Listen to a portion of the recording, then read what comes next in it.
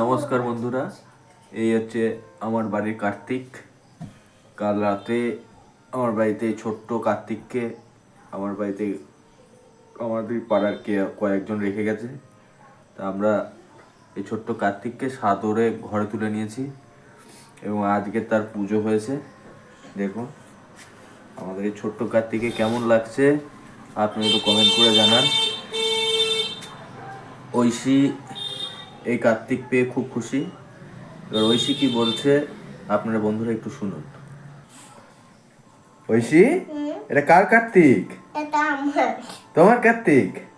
কার্তিক কি তোমার ভাই? বলো বলো একটু। ধুয়ে ধুয়েতে আমার চোখ জ্বলে যাচ্ছে।